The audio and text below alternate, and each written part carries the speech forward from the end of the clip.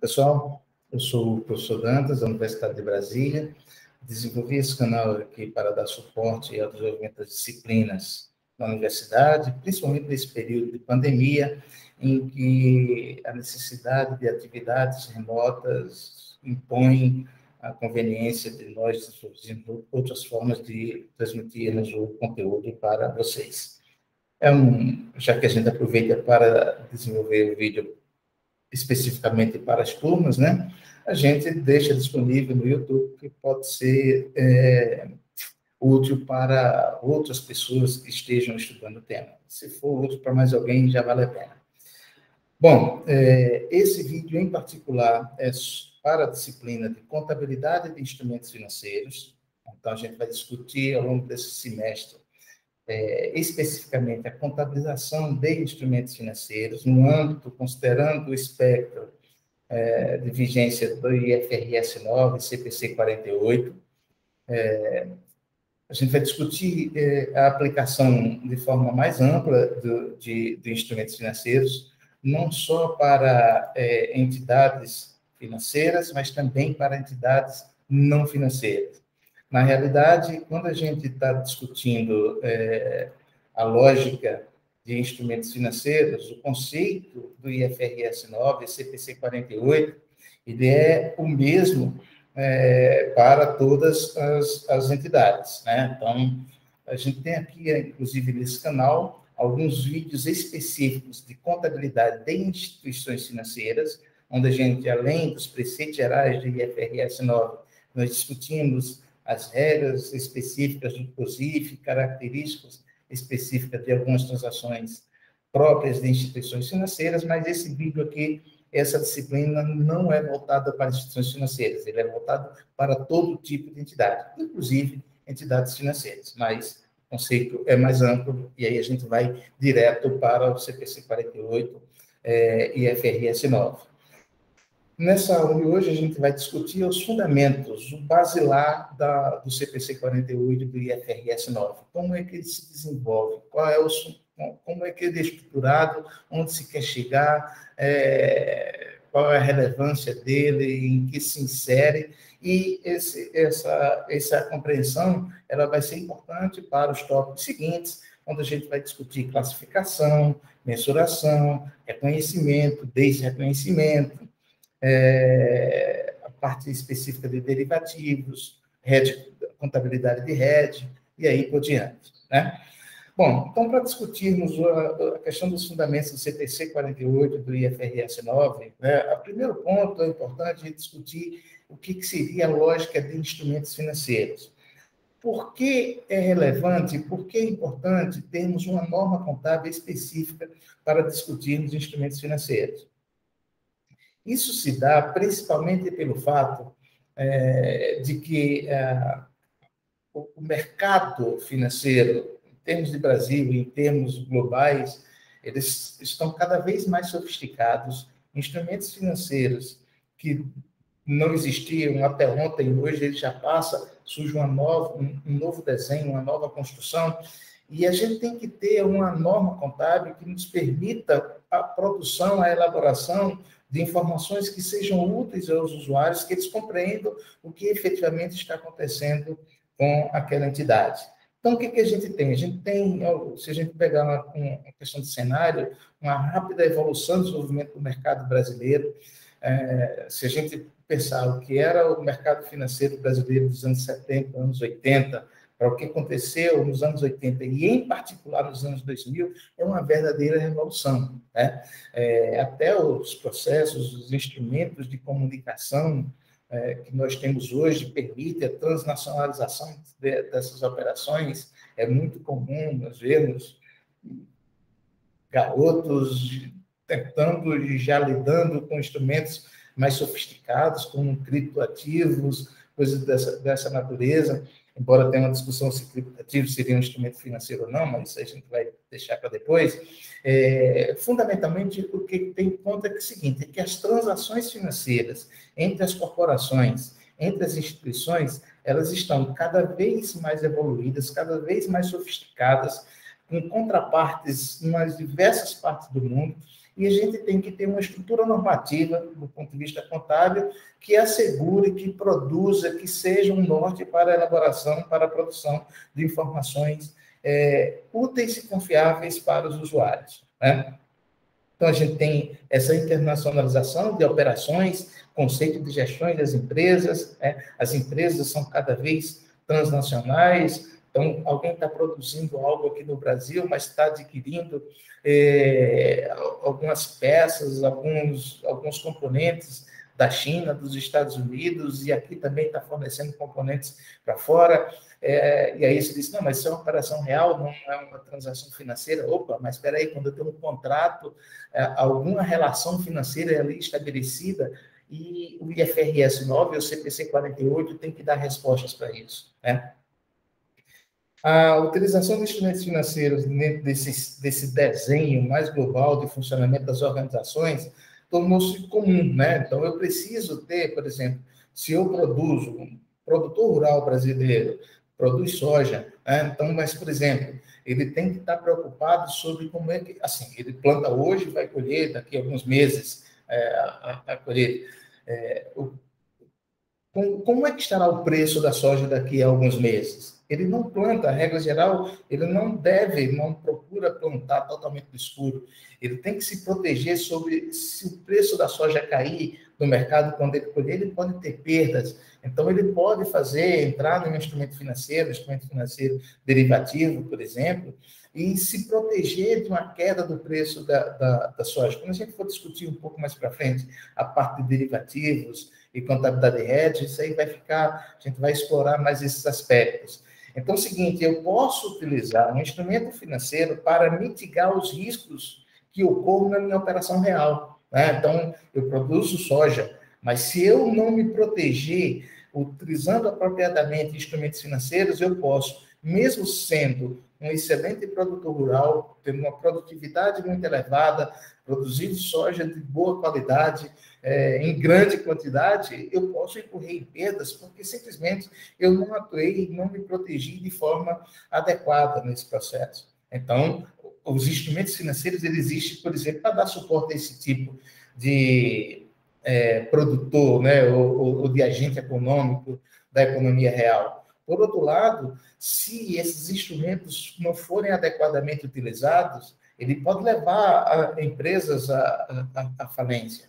A gente viveu aqui, por exemplo, na crise financeira de 2008, no Brasil, o caso da Sadia, da Aracruz, eram empresas que estavam utilizando o mercado de derivativos, estavam expostas no mercado de opções em dólar, de uma hora para outra, o dólar, em função da crise do subprime dos Estados Unidos, o dólar subiu demais, e essas empresas estavam apostando que o dólar ia cair, de uma hora para outra essas empresas quebraram. Essas empresas não quebraram porque elas produziram mal o seu produto, o seu core business, né? Na realidade, elas quebraram porque utilizaram instrumentos financeiros para tentar alavancar os seus ganhos, e ao fazer isso, fizeram de forma inapropriada, e quando o mercado virou, elas quebraram, né? Então, ou seja, o instrumento financeiro ele pode ser muito útil para dar suporte às operações da entidade, e, por outro lado, se mal utilizados, ele pode levar à falência da entidade. Esses instrumentos eles exercem papel fundamental na economia como ferramentas operacionais de transferência de recursos entre poupadores e tomadores, dinamizando o fluxo de recursos na economia. Então, eu tenho instrumentos, uma entidade, uma pessoa, um investidor que tem recursos, ele pode fazer investimento no mercado de capitais ou mesmo no mercado financeiro, no instrumento de renda fixa, e, eventualmente, isso servir para aquela empresa. Por exemplo, uma empresa está precisando de dinheiro, ela pode emitir ações e quem está comprando ações está financiando aquela entidade.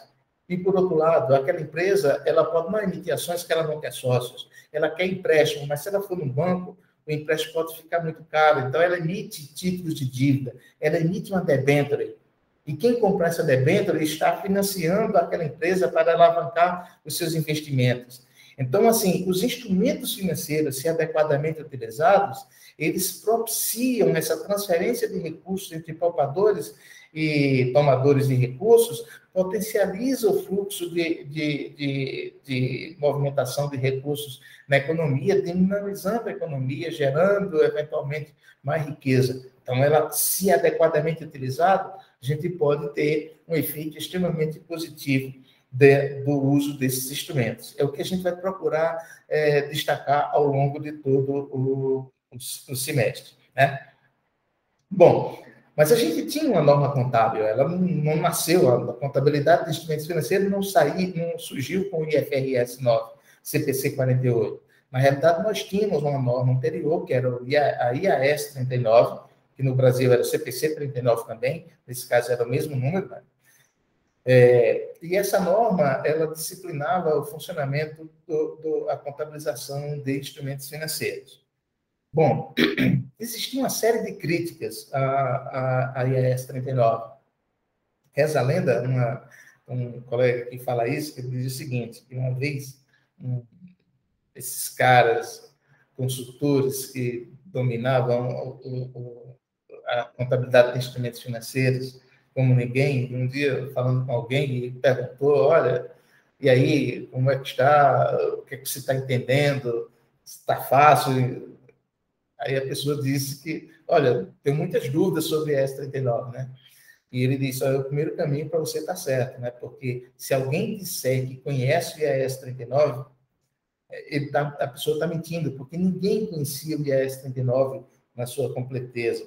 Por quê? Porque ele tem uma série de detalhes, uma série de regrinhas estabelecendo se acontecer tal coisa, faça tal coisa, se acontecer isso, faça isso. Ou seja, ele era excessivamente detalhado e aí ele tornava-se muito complexo, né? Ele tornava-se muito complexo. E quando uma norma é muito complexa, ela tende a deixar assim muita margem para as entidades, para aquela pessoa que quer eventualmente manipular a informação, fazê-lo, né? Então, quando aconteceu a crise de 2008, em particular, um dos principais questionamentos que aconteceram naquele ambiente de caos que se estabeleceu a partir daquele momento, um dos grandes questionamentos que ocorreram foi em relação à norma contábil, né? Então, assim, muitos agentes econômicos, reguladores chegaram a dizer, olha, um dos grandes problemas da crise foi exatamente a norma contábil, a IAS 39, em termos globais. Nos Estados Unidos, a gente tinha um paralelo, um SFAS qualquer. Bom, então, esses questionamentos sobre o efeito da crise de 2008, ele se deu principalmente, quer seja na complexidade que era, e aí as pessoas não estavam evidenciando de forma apropriada, esse é um primeiro aspecto. O segundo aspecto era que o modelo de impairment, de reconhecimento de perda, era um conceito que reconhecia perda, o conceito de perda incorrida. Eu só reconhecia uma provisão para perdas de crédito, né? Quando eu tinha uma evidência objetiva de que a perda tinha ocorrido. Então, na crise de 2008, se descobriu o quê? Ora, quando eu for reconhecer a perda já aconteceu. Então, eu reconheço a perda sempre depois. Então, houve a discussão assim, era que as perdas eram too little, too late, né? Quer dizer, era muito pouco e muito tarde. Eu reconhecia muito tarde e reconhecia muito pouco, porque eu só reconhecia aquilo que perdeu. E aí a gente volta, por exemplo, no IFRS 9, a gente adota o conceito de perda esperada. Aquilo que eu espero perder lá no futuro, eu já tenho que reconhecer como provisão hoje. Eu já tenho que criar um colchão, me preparar para reconhecer essas perdas. Que era um conceito que a gente tinha no Brasil, antes do IFRS, a gente sempre utilizou um conceito de perda esperada, na lógica de provisão para perdas, né? Quer dizer, era a PDD, provisão para devedores duvidosos, mas no IAS 39, não. Era assim, ó, você só reconhece a perda quando a perda efetivamente ocorrer. Até que aconteceu a crise e se percebeu que, na realidade, o conceito de perda esperada era mais razoável, era mais prudente, né? Você se protege, você já cria um colchão para as entidades que vão sobreviver no caso de acontecer aquelas perdas do futuro. É certeza que vai acontecer? Não, ele é esperado, ele é possível, né? Então, eu registro ali, me protejo, e se acontecer, tudo bem, eu já estou protegido, e se não acontecer, você reverte, aí é um ganho, né? E prociclicidade do valor justo do modelo de impairment. Qual é a lógica que tipo de questionamento aconteceu? Ora, o questionamento era o seguinte, no modelo de impairment, Então, você não reconhecia a perda porque não tinha nada. Aconteceu a crise, quando aconteceu a crise, aí você tinha uma evidência objetiva de que algo ruim aconteceu. Aí você diz, então agora você reconhece. Quando você reconhece, aí o mercado diz, epa, as entidades estão reconhecendo perda, então a coisa está piorando. Mas, na realidade, não era o que estava piorando. Você estava simplesmente reagindo ao que já tinha piorado. Mas quando as entidades, e bancos em particular, divulgavam perdas, o mercado entendia como que o sinal estava piorando. E aí, o que é que acontecia? O mercado dizia, opa, está piorando. Então, aí os preços do mercado de capitais, por exemplo, caíam. Aí as perdas efetivamente aconteciam mais. Então, ficava aquele ciclo vicioso. Um sinalizava que perdeu, aí o outro percebia, opa, ele está perdendo, então jogava o preço dos ativos para baixo e ele criava esse efeito que a gente chama de procíclico, né? Quer dizer, que quando eu estou num ambiente que tudo está sinalizando bem, eu deixo de reconhecer um colchão de provisão para perdas, só registro ganho. E quando perde, é um efeito puxando o outro. Então, por isso que a gente chama de efeito procíclico, né? Quando o ciclo é de alta, eu superestimo excessivamente o valor dos meus ativos, e quando o ciclo é de baixa, eu jogo para baixo, eu reconheço perdas, e ela vai provocando mais perdas. Ao reconhecer uma perda, ela provoca mais perda pela sinalização de que aconteceu a primeira. E aí você vai criando um sistema absolutamente perverso. Por isso que a gente chama de prociclicidade do valor justo de modelo de impairment. A prociclicidade do valor justo, essa, de certa forma, continua, porque é uma reação ao preço que os agentes econômicos dão naquele momento. Mas o modelo de impairment, quando você substituiu a perda incorrida pela perda esperada, você resolveu esse problema da prociclicidade do modelo de impairment. Bom, naquela época, o G20, que é o grupo dos 20 países mais ricos do mundo, órgãos multilaterais, né, como a OCDE, o FMI, todo mundo passou a demandar do IASB, né, e do FASB, que é o órgão americano, a revisão dos padrões contábeis. Opa, peraí, a gente não pode ter uma crise que ela é potenciada pela norma contábil, então resolve aí, vamos mudar essa norma, né? Essa pressão aconteceu desde 2000, no rescaldo da crise de 2008, 2009, e o IASB desenvolveu essa norma. No primeiro momento, a ideia era fazer uma norma conjunta IASB e FASB, mas depois cada um editou sua norma, mas elas são bem parecidas, né? E essa norma foi editada em 2012, 2014, em particular saiu a versão definitiva, mas ela só entrou em vigor em 2018. Perceba que, apesar da pressão forte dos agentes econômicos e de governos, os mais fortes, apenas 10 anos depois é que entrou em vigor a IFRS 9 nos moldes que a gente tem hoje, tá bom? Por exemplo, e no caso de bancos no Brasil em particular, a norma do IFRS 9 vai entrar em vigor em 2025, mas como eu falei, quem quiser detalhe maior de banco, procura os vídeos aqui no canal que tratam de CIF, né, Contabilidade de Instituições Financeiras, e aí a gente tem alguns vídeos específicos a respeito. Bom, então o objetivo da IFRS 9, portanto, era ser baseado mais em princípios, esquecer aquelas regrinhas que tinham a exaustão no IAS 39 e apresentar menor teor de complexidade, tornar uma norma mais simples, mais leve, menos cheio de detalhezinhos, né? E os detalhezinhos servem simplesmente para criar mais dificuldade. Bom, é uma norma mais simples do que a S39, mas não chega a ser uma norma simples, né? Por quê? Porque os instrumentos financeiros não são simples. Nós temos instrumentos financeiros um pouco mais complexos. E se os instrumentos financeiros forem complexos, a aplicação dessa norma também vai ser complexa. Ela vai ser simplesmente reagir ao que é o evento em si. Mas melhorou bastante, vocês vão perceber como vai ser bem mais leve ao longo do semestre, né? E ele estabelece os requerimentos para o reconhecimento, a mensuração de ativos, passivos e alguns contratos de compra e venda de itens não financeiros. Então, tudo isso aqui vai estar no escopo dessa IFRS 9 que a gente vai discutir a partir de hoje. Bom, quais são os grandes desafios da IFRS 9, né? da contabilidade de instrumentos financeiros. Primeiro, é a questão do julgamento profissional, né? Então, por exemplo, a gente vai utilizar, como tudo na contabilidade hoje em dia, né? Então, a gente abriu mão da antiga objetividade, a gente procurava ser objetivo e aí a gente ficava amarrado, mas o mundo real é muito mais complexo do que aquelas amarrações permitiam. Então, agora, a norma contábil, ela atribui ao contador, ao preparador das demonstrações financeiras, a possibilidade de fazer julgamento. Ela dá os princípios e você vai aplicar. E o auditor vai auditar, avaliar sobre se isso está sendo adequadamente aplicado. Então, o primeiro desafio é qual é a essência econômica da operação?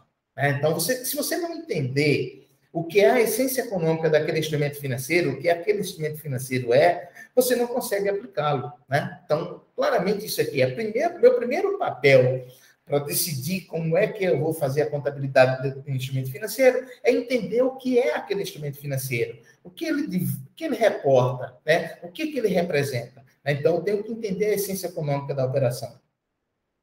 Quando eu entender a essência econômica da operação, eu tenho que classificar esse instrumento financeiro, né? A classificação desse instrumento financeiro, a norma hoje disse, antigamente na IS 99, é de acordo com a intenção. Hoje em dia não é de acordo com a intenção. Hoje em dia é de acordo com as características do fluxo de caixa e do modelo de negócio da entidade. Bom, mas assim, peraí, e o que é a característica do fluxo de caixa? Eu tenho que entender as características do fluxo de caixa, né? O que é a condição do somente pagamento de principal e juros? E o que é um modelo de negócio? Como é que eu vou identificar esse modelo de negócio, né? O que é que geralmente a entidade faz com aquele tipo de instrumento? Então, eu tenho um julgamento profissional para definir se eu vou classificar o tipo custo amortizado, o valor justo no resultado, o valor justo de outros resultados abrangentes, mas dentro de um espectro de princípios estabelecidos que vai considerar essas duas variáveis, as características do fluxo de caixa e o modelo de negócio da entidade. Então, esses são 2 pontos que vão nos nortear bastante a partir do nosso próximo tópico. Como mensurar o valor justo de instrumento financeiro para o qual não se tem um mercado secundário ativo? Então, o que eu estou dizendo? É muito fácil você chegar a dizer assim, qual é o valor justo? Qual é o valor justo? A empresa tem ações da Petrobras. Qual é o valor justo? É muito fácil. Você chega numa base, entra no site da B3, vê qual é a cotação, o site da B3 ou qualquer provedor de informação no mercado de capitais, tem o valor da ação da Petrobras. Ah, eu acho muito, não interessa. Aquele é o valor justo, é o valor que o mercado está pagando. Agora, e quando eu tenho um instrumento financeiro que não tem um mercado? Como é que eu vou mensurar esse instrumento financeiro? Como é que eu vou definir o que é o valor justo? Aí a gente tem no valor justo, né? A hierarquia do valor justo. Nível 1, nível 2, nível 3. Nível 1 é quando tem um preço de mercado para aquele item específico. CPC 46, tá, pessoal? Nível 1, quando você tem o valor de mercado para aquele item específico. Nível 2, eu não tenho um valor de mercado para aquele item específico, mas eu tenho um valor de mercado para um item parecido com aquele, semelhante, né? Ou eu tenho um valor de mercado em um mercado não líquido, mas dá para aproveitar, ou seja, eu tenho os inputs que são observáveis, esse é nível 2. E tem o nível 3, que é bruxaria, né? Quer dizer, eu digo sempre que é bruxaria, porque nível 3, a entidade, quem está preparando, define um modelo para estabelecer o valor justo, né? E os inputs não são observáveis. O usuário não sabe que input eu utilizei, né? Eles não são observáveis, são só meus. Então, assim, é uma questão de fé que se estabelece. Então, mas como é que você vai mensurar isso aqui? Então, CPC 46 é muito importante, ler o CPC 46 para entender a dinâmica de mensuração do valor justo. A finalidade da operação, de uma operação de instrumento financeiro. Eu estou fazendo uma operação com derivativo, por exemplo, para me proteger ou para especular, para negociar? Isso vai ser importante, inclusive, na classificação, na mensuração que eu vou fazer desses instrumentos. O que caracteriza o aumento substancial de risco? Vocês vão ver quando a gente chegar lá na parte do impairment, da provisão para perdas, que uma das questões fundamentais é entender, houve um aumento substancial de risco. Aí, quando eu vendi a crédito para os meus clientes, o risco daquele cliente era esse. Aí eu vou mensurar as perdas de acordo com o primeiro estágio. E aí vocês vão entender lá qual é a lógica do estágio. Mas se houver um aumento substancial de risco, eu tenho que mudar de estágio. Mas o que é aumento substancial de risco? Não é trivial. Como eu vou definir os ativos problemáticos, os ativos com problemas de recuperação de crédito, aqueles ativos que muito provavelmente há uma grande probabilidade de eu não receber? Então, como eu vou definir o que é isso aqui? Então, tudo são critérios subjetivos que qualquer empresa financeira ou não financeira tem que observar. Vai ter os modelos simplificados de impairment, mas eu tenho que entender, eu, contador, eu, preparador das demonstrações financeiras, eu tenho que entender a dinâmica completa para poder, inclusive, aplicar os modelos simplificados. Como estimar as perdas esperadas com horizonte de 12 meses, ou lifetime, ou para a vida toda do instrumento? Então, isso aqui também é na parte quando a gente for discutir a provisão para perdas, né? Como caracterizar a inadimplência? Como você caracterizar que efetivamente aconteceu o default daquele instrumento financeiro, que o devedor não vai me pagar, que o emissor daquele instrumento de dívida que eu adquiri, eu comprei uma debênture daquela empresa e aquela empresa vai entrar, vai inadimplir. Como é que eu identifico isso? Como é que eu vou caracterizar que aconteceu esse momento? Pessoal, tudo isso nós vamos discutir ao longo de todos esses tópicos da disciplina.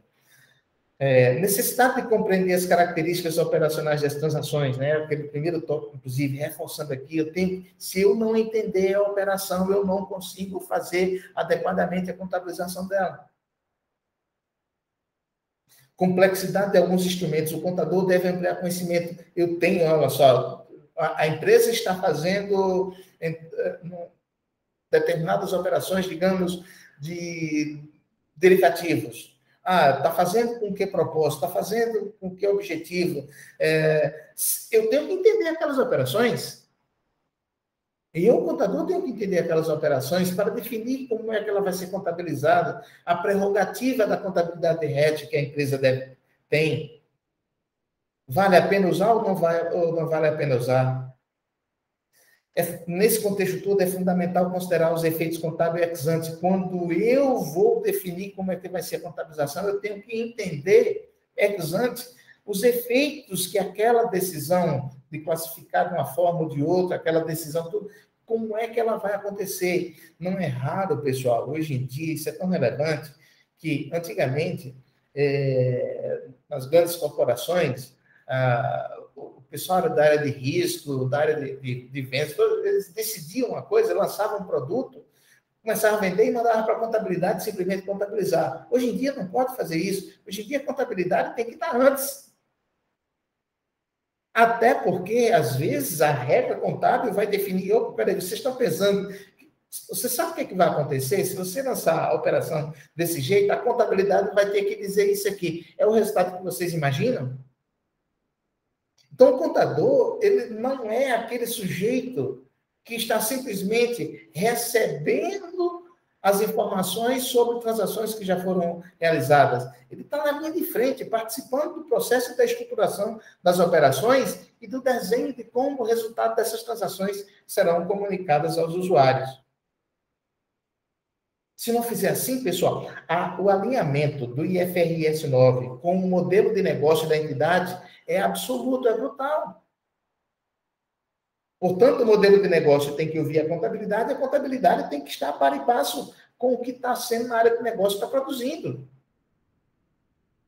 Senão vai haver uma desconexão entre essas áreas e a empresa vai sofrer as consequências. Tá bom? Bom, então, dentro desse cenário, é sobre isso que a gente vai discutir ao longo desse semestre. Perceba, portanto, que é um tema bem instigante. Nesse primeiro momento, eu também queria reforçar com vocês algumas definições para a gente já deixar a partir de agora.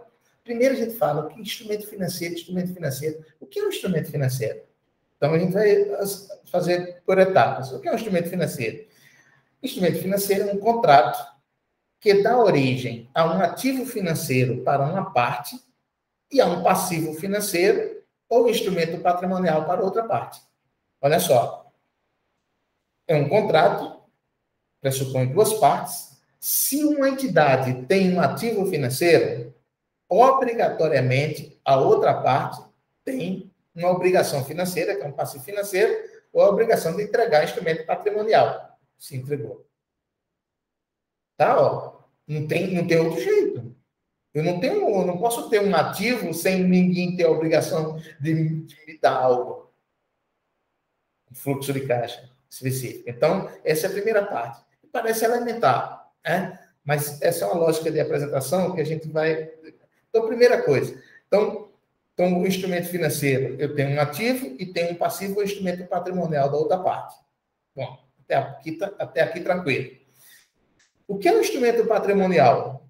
Aí agora eu tenho o segundo conceito. Um instrumento patrimonial é um contrato que evidencia interesse residual nos ativos de uma entidade após a dedução de todos os seus passivos. Qual o melhor conceito disso, pessoal? São as ações. Ou seja, olha só, o que é uma ação? O que são as ações da Petrobras? Em tese, quem tem aquela ação tem um contrato que evidencia interesse residual nos ativos da entidade. Ou seja, quem tem ações da Petrobras tem a participação nos ativos da Petrobras. Mas não só dos ativos, também dos passivos. Então, os ativos menos os passivos. Então, indiretamente, aquele instrumento me dá o direito no PL da Petrobras. Percebeu? Então, o instrumento patrimonial, melhor definição, é exatamente o conceito das ações. Tá bom? Então, se o instrumento financeiro é um ativo, né? Por exemplo, se eu tenho ações da Petrobras, eu tenho um ativo. Por quê? Porque a outra parte, que é a Petrobras, tem a obrigação, está lá no PL, né? Eu tenho a participação nos ativos residuais da Petrobras. Portanto, aquilo é um ativo meu, que está representado pelo PL da Petrobras, proporcionalmente ao número de ações que eu tenho. Tá bom? Então, esse é o primeiro conceito. E o passivo financeiro é uma obrigação propriamente dita. Agora se eu definir instrumento financeiro de uma forma mais geral, vamos detalhar agora o que é um ativo financeiro. O que se enquadra como um ativo financeiro? Um ativo financeiro é o primeiro conceito. Dinheiro. Dinheiro é um ativo financeiro? Dinheiro, caixa, isso é um ativo financeiro. Primeiro ponto. Segundo ponto, um instrumento patrimonial de outra entidade. Famosas ações. Você tem interesse residual na outra. Aquilo é um instrumento financeiro.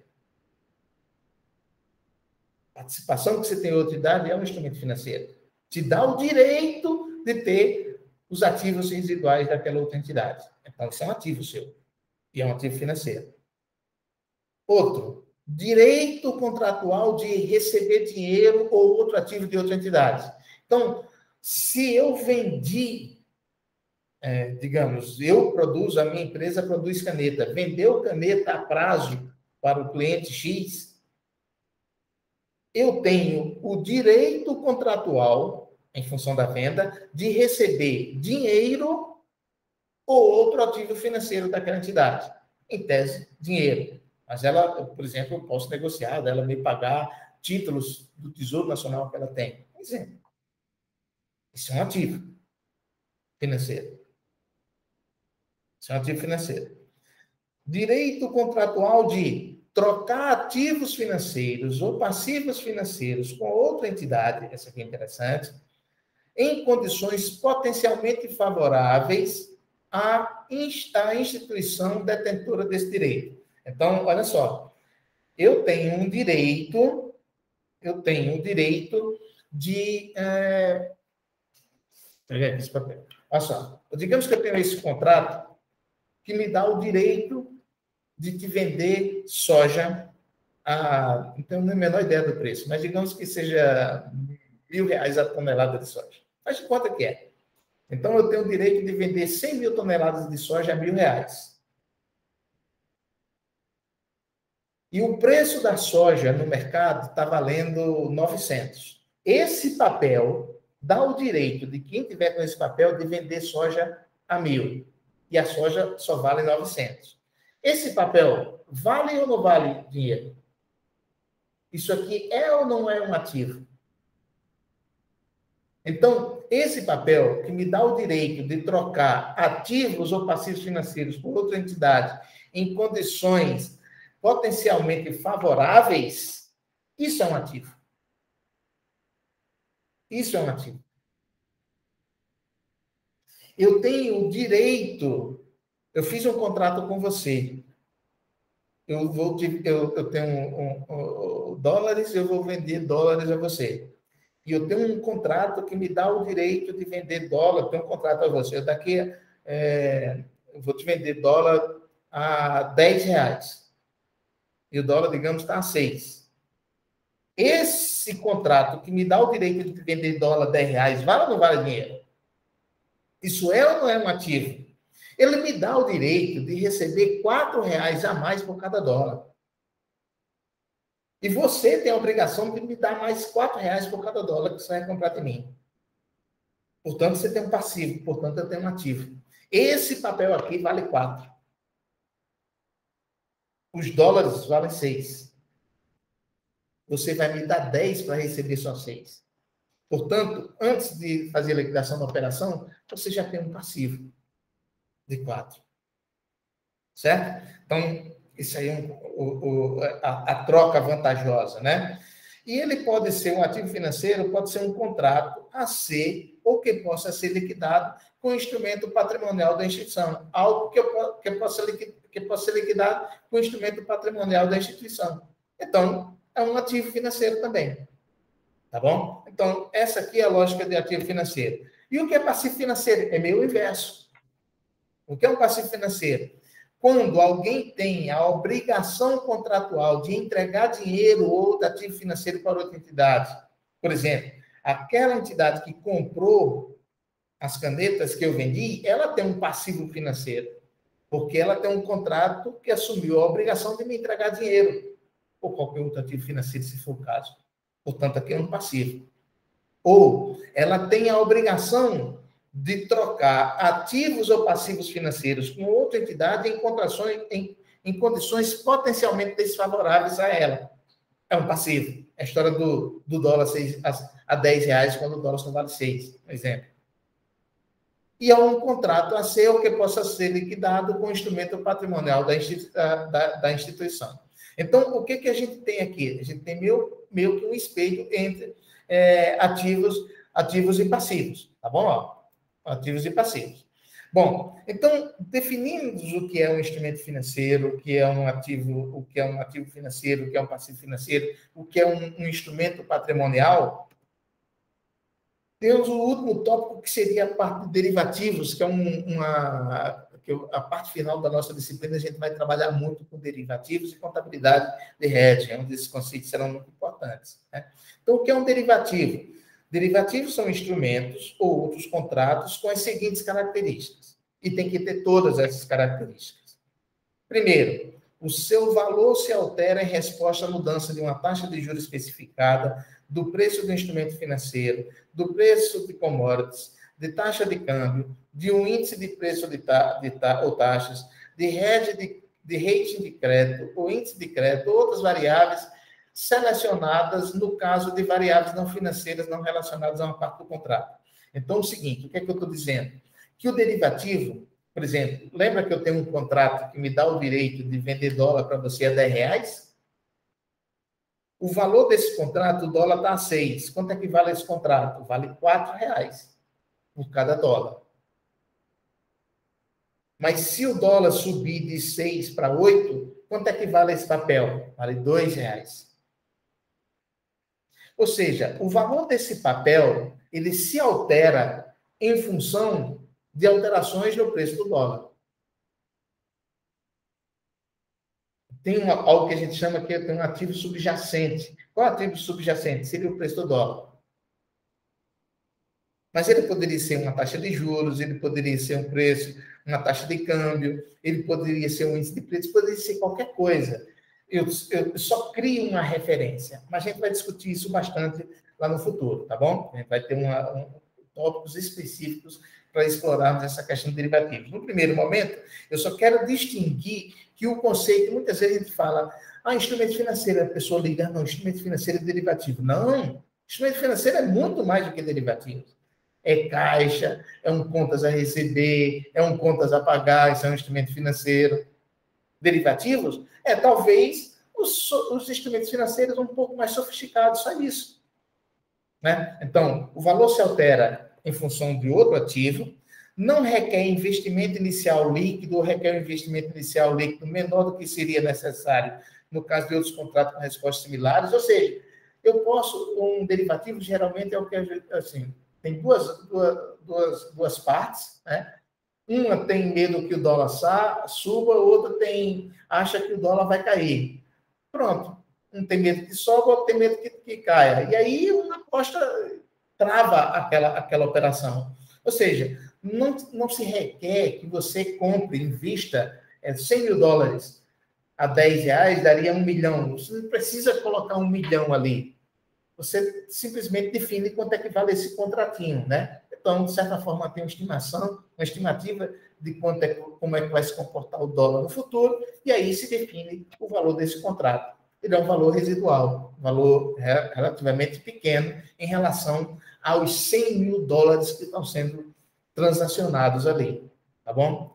Ou às vezes não tem valor nenhum, ou então esse valor é muito baixo. Quando a gente chegar na parte derivativa, vocês vão ver, por exemplo, na parte de opções, a gente vai discutir sobre a questão do prêmio, como é que você vai definir o valor justo de um contrato de swap, o que é uma operação de futuro, coisa desse tipo, uma operação a termo, e aí a boa parte deles sequer tem esse valor inicial, e quando tem, o valor é muito baixo em relação ao volume que está sendo protegido ou negociado. E ele será liquidado em data futura. Então, são essas 3 características básicas para derivativos, né? E aí a gente vai ter, estou chamando a atenção, que a gente vai ter esse tópico lá na frente, no final da disciplina, a gente vai explorar bastante. Perceba que, portanto, aqui a gente está querendo dar uma ideia geral de tudo que nós vamos ver ao longo do semestre. O que é bem o conceito e a abrangência de instrumentos financeiros. Bom, mas como é que está estruturado o IFRS 9? Isso aqui a gente vai seguir um pouco como referência. Primeira coisa, a gente tem o IFRS 9 são definidos em 3 tópicos. O primeiro tópico, primeira seção, primeira dimensão, é a parte de classificação e mensuração, né? Então, houve uma mudança nas categorias de classificação, novos testes e critérios a serem cumpridos. Então, houve uma mudança do IAS 39 para o IFRS 9, e esse primeiro bloco basicamente que a gente vai ter que definir como é que a gente vai classificar um instrumento financeiro e como é que a gente vai mensurar esse instrumento financeiro. E, no nosso caso, vamos discutir a contabilidade dele, como é que tipo de lançamento a gente vai fazer. Então, a gente vai fazer isso ao longo com calma, né? Um tijolo de cada vez, mas esse aqui vai ser o primeiro bloco que a gente vai explorar, é a classificação e mensuração dos instrumentos financeiros. Depois nós temos o segundo bloco, que seria o modelo de impairment, né? Esse modelo de impairment é o cálculo da provisão para perdas associadas a risco de crédito, que a gente tinha no IAS 39, que era o modelo de perdas incorridas, e que agora com o IFRS 9 foi implementado o modelo de perdas esperadas, né? Então, como é que se apura, como é que se mensura essa perda, quais são os critérios, que tipo de modelo eu tenho que considerar? Então, depois de suprir o primeiro bloco, que é a classificação, mensuração, a gente vai para o segundo bloco, que aí a gente vai reconhecer as perdas associadas a risco de crédito, tá bom? E o terceiro bloco, que é a contabilidade de hedge, né? Contabilidade de hedge, que é o hedge account, né, que a gente chama. Então, aqui a gente vai discutir hedge de valor justo, hedge de fluxo de caixa, hedge de investimento líquido no exterior. Né? Depois de a gente ter discutido derivativos, a gente vai discutir, não é a mesma coisa? Não, derivativos é uma coisa, contabilidade de hedge é outra. Eu posso, regra geral, boa parte da estrutura de contabilidade de hedge é feita com o uso de instrumentos financeiros derivativos, mas não significa que uma coisa é igual à outra, são coisas totalmente diferentes. Nem todo derivativo eu vou utilizar contabilidade de hedge, e nem toda contabilidade de hedge é necessariamente feita em decorrência do uso de instrumentos derivativos. Eu posso utilizar outros tipos de instrumentos para me proteger. Então, lá a gente vai discutir bastante esses aspectos. Esse aqui seria os 3 blocos da lógica de desenvolvimento da IFRS 9. Bom, quando a gente está discutindo o IFRS 9, a gente discutiu um conceito de instrumentos financeiros. Poxa, pega boa parte do que tem na contabilidade de uma entidade qualquer. Na instituição financeira, em particular, é quase tudo. Mas tudo está dentro do IFRS 9, do CPC 48? Não, nem todos os instrumentos financeiros estão tratados no âmbito da IFRS 9. Então, nossa primeira missão é identificar se é um instrumento financeiro. E se for identificado o instrumento financeiro, a gente diz, esse instrumento financeiro está contemplado no âmbito, na abrangência, no escopo da IFRS 9, porque a gente vai ver, tem alguns instrumentos financeiros que não são, para os quais não são aplicados as premissas do IFRS 9. É outra norma, né? Então, de maneira geral, o instrumento financeiro está no IFRS 9, CPC 48. Mas alguns itens que são instrumentos financeiros não estão. Por quê? Porque eles têm normas específicas. Eles são tão particulares que o IASB desenvolveu normas específicas para a sua contabilização. São os investimentos em coligadas controladas e joint ventures. Então, tá o IAS 27, 28, tem um IFRS, acho que é o IFRS, não lembro mais qual é o nome, mas tem um IFRS específico. Operações de leasing, arrendamento mercantil, é o IFRS 16. Benefícios a empregados, que são os benefícios pós-emprego, passivos atuariais, coisas desse tipo, que está no IAS 19, né? Então não está aqui, CPC 33. Instrumentos de equity emitidos pelas empresas, que são os instrumentos patrimoniais, está no IAS 32. Contrato de seguros, né, que está no IFRS 4. Pagamento baseados em ações, tudo isso aqui são instrumentos financeiros, mas não se aplica a IFRS 39. Pagamento baseado em ações está no IFRS 2 e direitos e obrigações decorrentes de transações comerciais e certos pontos a receber fornecedores está no IFRS 15, né? Que é o IFRS de reconhecimento de receitas de contratos. Então, isso aqui está no IFRS 15. Então, esse ponto aqui, fora isso, então ele começa assim, primeira pergunta que você tem que se fazer, isso que eu estou examinando é um instrumento financeiro? Sim. Aí você faz a segunda pergunta. A esse instrumento financeiro se aplica o IFRS 39, o IFRS 9, desculpa, CPC 48? Aí você diz, sim, se não for um desses itens aqui. Se não for um desses itens aqui, tudo que não for listado aqui está contemplado no IFRS 9. E aí a gente vai aplicar tudo que a gente vai discutir aqui. Tá bom? Então, esse é um aspecto. Queria chamar a atenção de vocês que o IFRS 9 entrou em vigor em 2018. Portanto, a gente tem 2018, 2019, 2020 e 2021. A gente está gravando esse vídeo no início de 2022. No final do ano passado, em setembro de 2021, o IASB soltou divulgou, solicitando uma avaliação para fazer uma revisão pós-implementação. Ou seja, editou a norma, eu quero ver agora, depois de 4 anos em operação, eu quero saber se está funcionando legal, se tem algum tipo de problema, que tipo de questão não está funcionando de forma apropriada. Então, ele está soltando, nesse primeiro momento, só a parte de classificação e mensuração, a parte de impairment e de contabilidade de hedge virá depois. Então, ele está fazendo, é um processo que vai até o dia 28 de janeiro agora de 2022. As entidades vão mandar, os interessados vão mandar para o IASB comentários, sugestões de aprimoramento da norma, se entenderem que é pertinente, e aí depois o IASB vai se unir, vai avaliar o que é que eventualmente realmente precisa mudar a norma. Veja que é um negócio muito interessante, a norma entrou em vigor há pouco tempo e tem um processo de revisão. Eu acho isso interessantíssimo e apropriado, né? Quer dizer, significa que o board, né, o IASB, ele não, assim, não é porque soltou a norma e agora se vira, ele acompanha, está funcionando de forma como estava todo mundo esperando, ou está com algum tipo de problema, tem algo que ficou solto, não ficou amarrado, e aí as empresas estão deitando e rolando na manipulação da informação. Então para a gente ver como esse processo de implementação de uma norma contábil, ela é crucial, porque ela interfere nos interesses de diversos agentes econômicos, tá bom? Então, isso aí é uma novidadezinha que chegou agora no final do ano, e ainda está em aberto, até janeiro de 2022, para mandar sugestões.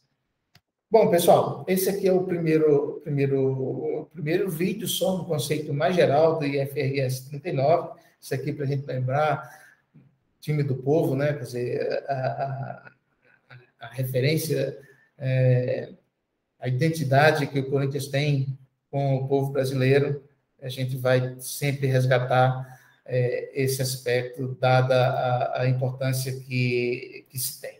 Tá bom? Bom, gente, então era isso. Espero vocês no próximo bloco.